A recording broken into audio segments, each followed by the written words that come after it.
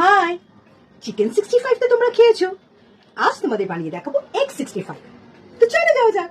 Egg 65 এর জন্য লাগছে আমার কটা সেদ্ধ ডিম। এখানে আমি 5টা সেদ্ধ ডিম নিয়ে নিয়েছি। এবারে আমি ডিমগুলোকে মাঝখান থেকে আধখানা করে কুসুমগুলোকে আলাদা করে নেব।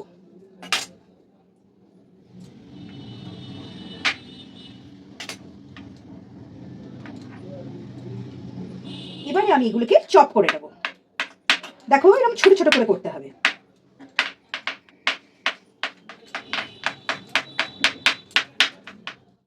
এবারে এটা একটা আমি বোলের মধ্যে নিয়ে নিয়েছি। নিয়ে এর মধ্যে 1 চামচ রসুন বাটা, 1 চামচ আদা বাটা, গোলমরিচের গুঁড়ো, 4 চামচ বেসন, চাল গুঁড়ো 4 চামচ, টক দই, ধনেপাতা কুচি, কাশ্মীরি লাল লঙ্কা, স্বাদ মতো লবণ। পুরোটা ভালো করে মেখে নেব। মাখা আমার হয়ে গেছে। এবার তোমাদের দেখাচ্ছি এরকম ছোট ছোট বলের আকারে করে নেবে। এই দেখো, গ্যাসটা জ্বালালাম। কড়া গরম হলে সাদা তেল দেব। তেলটা একটু বেশি পরিমাণে দিতে হবে, যেহেতু ওগুলো ভাজতে হবে। তেল আমার গরম হয়ে গেছে।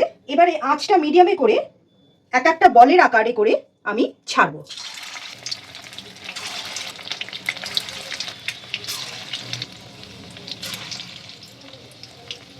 উল্টে পাল্টে আমি ভেজে নেব। পকোড়া ভাজা হয়ে গেছে, আমি তুলে নেব। আরো খানিকটা তেল দেব। তেল গরম হয়ে গেলে রসুন আর কাঁচা লঙ্কা কুচিয়ে রেখেছিলাম সেটা দিয়ে দেবো। হালকা লাল হলে আমি এতে খানিকটা টমেটো সস দিয়ে দেবো আর দেবো রেড চিলি সস। পুরোটা একসাথে মিশিয়ে নেব। আঁচটা কম করে ডিমের বলগুলো আমি এতে দিয়ে দেবো।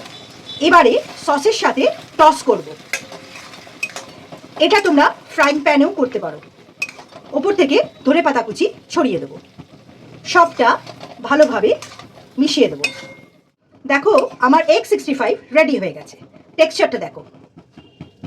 এটা তোমরা স্টার্টার হিসেবে অনায়াসে খেতে পারো। আর আমি তোমাদের এগ 65 খেয়ে বলবো কেমন হয়েছে।